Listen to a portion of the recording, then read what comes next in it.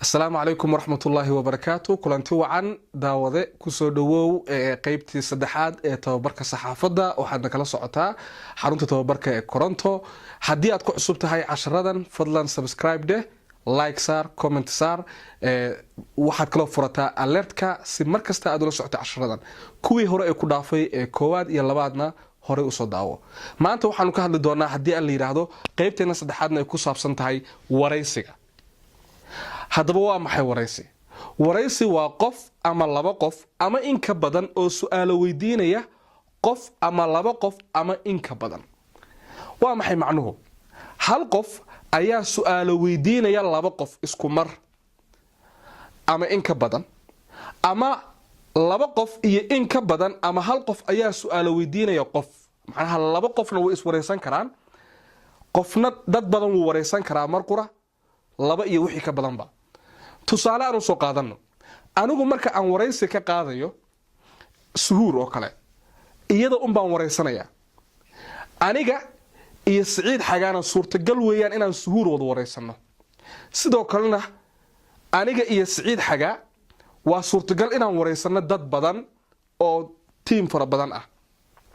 dhinaca kale suhuur aniga keligay ay wareysan kartaa, aniga Saciid Xagaana wayna wareysan kartaa, iyaduna way wareysan kartaa sidoo kale dad badan hal mar.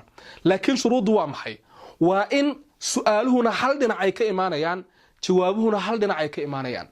macnaha haddii labada qof aniga Saciid Xagaa tusaale ahaan oo nala wada wareysanayo, haddii su'aalaha aynu isweydiino inaga aynuna isaga jawaabno, wareysi maaha, waxay noqonaysaa dood. wareysiga shuruudiisu waa in su'aaluhu dhinac ka imaanayaan, jawaabuhuna ay dhinac ka imaanayaan. markaynu ka hadalno marka waa maxay wareysi? su'aasha kale isweydiinta leh waxa weeye la wareystayaashu waa ayo? yaa la wareystaa? inta badan waxa laga yaabaa hadda wareysi markaad maqashay inay kugu soo dhacday masuul la wareysanaya iyo dad qof xil haya.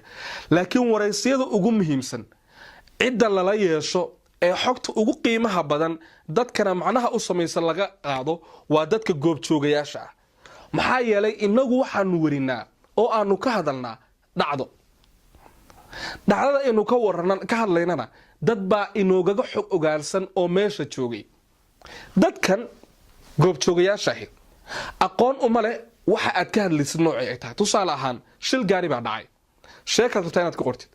qofka goobjoogaha ah shaqadiisu ma aha inta dhimatay iyo inta dhaawacantay, shaqadiisu ma aha cidda khaladka iska lahayd, laakiin shaqadiisu waxa weeye sidee bay wax u dhaceen. sababta uu muhiimka u yahayna waxa weeye dadkii akhrisanaya sheekada ama daawanaya ama dhageysanayay ayuu u samaynayaa macne uu u sawirayo, dibna ugu celinayo wixii aragtidiisu cajaladiisu ay duubtay. hubi qofkaasi inuu goobjooga yahay.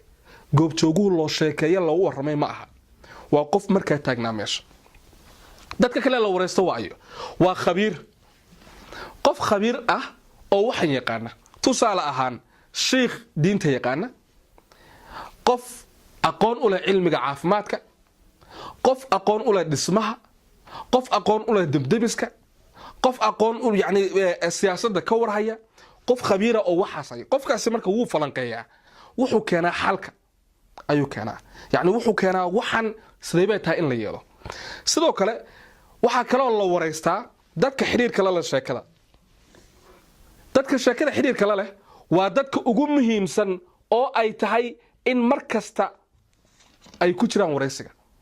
waa ay dadka xiriirka la sheekada waxa loo yaqaanaa ilo wareedka. marka laga waramayo inkastoo aan qaybta dambe ugu iman doono ilo wareedka marka ka shaqeynayno, laba ilo wareed baa jira. qofna waxa weeyaan ilo wareedka labaad oo secondary source baa yiraahdaa, midna waa midka koowaad oo primary source baa yiraahdaa. dadka xiriirka la leh waa dadka primary-ga ee muhiimka u ah sheekada, ee haddii la waayo aysan sheeka jirin. dadka xiriirka la leh sheekada waxa weeye abaarta dhacday dadka ay xoola tirtay, fatahaadda dhacday dadka wax ku noqday, qalinjibinta ardayda loo sameeyey, xuskaa loo qabtay ee keenay in farxaddan maanta la muujiyo, waa dadka xiriirka la leh. sidoo kale waxaa iyagana wareysi lala yeeshaa dadka caadiga ah. wareysiga marka waxaa muhiim ah inaad maskaxda ku haysid marka aad rabtid inaad cid wareysatid. su'aalaha ay tahay inaad weydiisid waa inaad iska hubisid ha weydiin qofka marka koowaad su'aal aadan adigu jawaabteeda garanayn maxaa yeelay waxaadan hubin yani waxa kuu soo baxaya waxa ay yihiin ma hubtid wuxuu kuu sheegaa kuu runa waxa iyadana marka xusid mudan adigoo weydiinaya oo ka wareysanaya wax aad hubtid ha weydiin haddana su'aal xiran yani su'aal xiran waxa weeye su'aal jawaabteedu ay maya ama haa noqon karto ha weydiin sida tusaale ahaan oo kale ma taageersan tahay sharciga caafimaadka ee baarlamaanku ansixiyay ma ka heshay nolosha magaaladan miyuu wanaagsanaa xiriirka idinka dhexeeya adig iyo hebel yani su'aalaha noocaas oo kale ah maxaa loo diidayaa waxaa loo diidayaa qofka kuu jawaabaya wuxuu kugu jawaabayaa haa tusaale ahaan waxaad su'aalaad weydiisay haa maya haa maya haa maya ayuu ku yidhi waa suurtagal qofkaasi berri jawaabtaas inuu ku yidhaahdo anigu sidaa kuguma jawaabin oo markii aan haa ku dhahayay haa meel kala taalay ayaa halkan la keenay laakiin qofka weydiin su'aal furan sidee u aragtaa sharciga baarlamaanku ansixiyay marka kuma jawaabi kara haa sharaxaad buu bixinaya haddaba daawadayaal halkaasaan ku joojinaynaa qaybteennii maanta casharkeennii maanta haddii aan la yidhahdo casharka soo socda wuxuu nooga bilaaban doonaa qorshaynta waraysiga habka loo qorsheeyo iyo habka su'aal weydiinta iyo sida loo diyaariyo fadlan la soco oo ku xidhnow YouTube-kan aad hadda ka daawanaysid subscribe dheh like saar comment furo alertka si mar kasta aad ula socotid casharada haddii aad hadda ku cusub tahayna dib ugu noqon labadii hore oo hore usoo daawo aad iyo aad baad u mahadsan tahay wixii commenti ahna waxaad igu reebi kartaa xagga dambe ama waxaad igu soo diri kartaa email mahadsanid